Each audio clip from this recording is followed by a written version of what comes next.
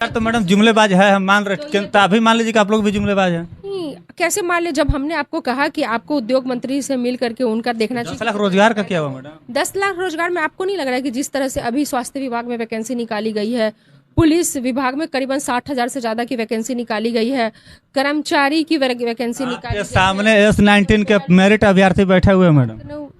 आपको अगर झगड़ा करना है तो अलग बात है, आपको सवाल पूछना। हाँ, तो हमारी इनसे बात हुई है, ये वही इस वालों पे कार्रवाई हो, किसने वो आदेश दिया उसकी भी जांच हो, क्योंकि जो चीजें गलत होती हैं वो तो गलत होती है। किसी भी हालत में मतलब डंडे से पीटना या इस तरह की चीजें तो नहीं ही होनी चाहिए, चाहे वो पहले की बात हो, चाहे वो 17 सालों की बात हो, और चाहे आज के चंद दिनों की सरकार की बात हो।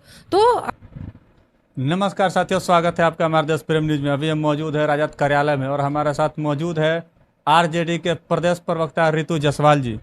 रितु जायसवाल मैडम, ये बताइए कि बिहार में दिन पर दिन बेरोजगारी बढ़ती जा रही है। पहले आपको आपके चैनल को नमस्कार कर लूँ, सभी को नमस्ते। अब बताइए क्या सवाल है? बिहार में बढ़ती हुई बेरोजगारी आखिर ये कम कैसे होगा? भाई, रोजगार क्रिएट करने पड़ेंगे। आपने देखा होगा कि अभी क्या उद्यमी योजना के तहत जिस तरीके से लोन वगैरह दिए गए हैं, और लगातार अभी आप देखे होंगे कि कई ऐसी योजनाओं के तहत युवाओं को जिस तरीके से मिल रही है राशि, या जिस तरीके से दिया गया है, वो मुझे लगता है कि एक रिकॉर्ड बना है बिहार में। तो वो आप लोगों को देखना चाहिए। कई ऐसे अभी रिकॉर्ड बना मैडम, थोड़ा बताइए कहाँ पे लिखा हुआ रिकॉर्ड? हम तो कि सिर्फ वो उद्योग मंत्री जी से वो डाटा मांग लीजिए, है ना।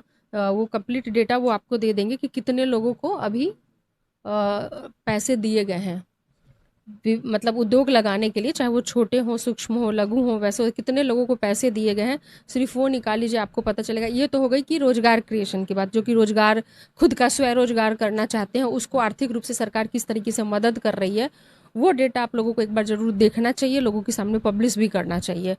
तो आपको पता चलेगा कि किस हद तक इस यहाँ पे काम हो रहा है। कई चीजें ऐसी होती है, मनरेगा एक बहुत बड़ा ये 10 लाख रोजगार की बात हुई तो उस पर बात करेंगे। जो 10 लाख के रोजगार का वादा हुआ था, जो 10 लाख वादा करके रोजगार का वादा करके जो सरकार में है, करेंगे हम। केंद्र सरकार के द्वारा जो 2 करोड़ का जो दिया गया उसकी भी बात करेंगे। लेकिन मैं आपको बता रही हूँ कि जैसे बिहार जैसी जगहों के लिए, जो कि मनरेगा एक बहुत बड़ा एक टूल था कि लोगों को अपने जगह पे काम मिल जाता था, दिहाड़ी मजदूरी पे काम किए और उनको पैसे मिल जाते थे। आपको क्या जानकारी है कि कितने लाख करोड़ रुपया जो है ना वो केंद्र सरकार पे बकाया है? लोगों ने काम किया है यहाँ पे, मैं बिहार की बात कर रही हूँ, मजदूरों ने काम किया है पिछले इसमें बता रही हूँ, और वो पेमेंट अभी तक नहीं मिले। आप समझ रहे हैं कितना दुर्भाग्यपूर्ण है? किसको करना था ये पेमेंट? ये पैसे किसको? केंद्र सरकार को करना था।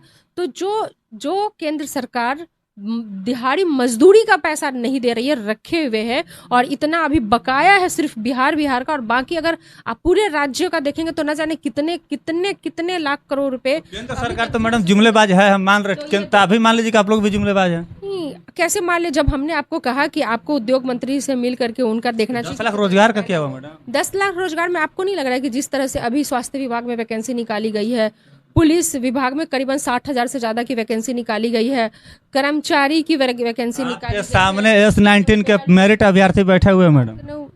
आपको अगर झगड़ा करना है तो अलग बात है, आपको सवाल पूछना। हाँ, तो हमारी इनसे बात हुई है, ये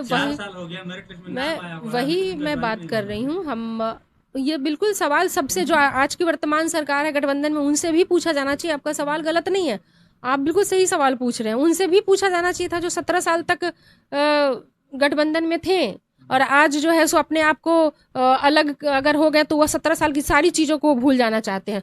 तो दर्द तो इनको पहले का भी है और दर्द अभी का है, होना स्वाभाविक है, कैसे नहीं होगा। किसी के घर में रोजी रोटी का सवाल है, उनकी नौकरी का सवाल है, और बिल्कुल जो जिस टेंशन में ये है उस तरीके से उसी टेंशन में हम लोग भी हैं। हम चाहते हैं कि वो चीज़ इनको, जो इनका हक है, जो अधिकार है, वो मिलना चाहिए। अब कहाँ क्या कमी है वो तो मैं इतना तकनीकी रूप से अधिकार मांगने पर तो मैडम, अधिकार मांगने पर लोग सड़क पर उतरते, अधिकार मांगते पुलिस के द्वारा लाठियां मिलती है। वो अभी शिक्षा मंत्री जी से मिल करके आए हैं, ये बता रहे थे कि उनके द्वारा जो है वो उनके प्रयास में कोई कमी नहीं है, वो कर रहे हैं।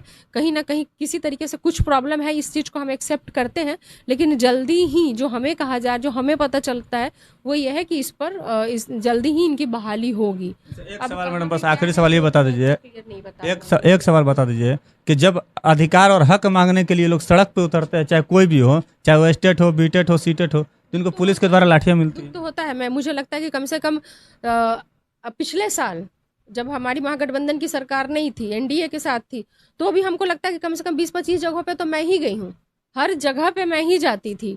अब दिक्कत क्या है कि चीज़ें बहुत ज़्यादा बदली नहीं है।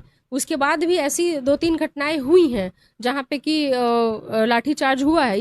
ये पूरी तरह से गलत है। ये नहीं है कि अगर आज हम सरकार में आ गए तो वही चीज़ें जो हैं सो मेरे सरकार आते ही सही हो जाएगी, ऐसा नहीं है। जो चीज़ गलत है वो गलत है। वैसे पुलिस वालों पे कार्रवाई हो, किसने वो आदेश दिया उसकी भी जांच हो, क्योंकि जो चीज़ें गलत होती हैं वो तो गलत होती है। किसी भी हालत में मतलब डंडे से पीटना या इस तरह की चीज़ें तो नहीं ही होनी चाहिए, चाहे वो पहले की बात हो, चाहे वो 17 सालों की बात हो, और चाहे आज के चंद दिनों की सरकार की बात हो। तो जबकि हमने सुना था मुख्यमंत्री जी का बयान कि बिल्कुल वैसे पुलिस वालों को छोड़ा नहीं जाएगा जिसने जो ये हरकतें कर रहे हैं। मैडम बोले थे कि हमको पता ही नहीं है।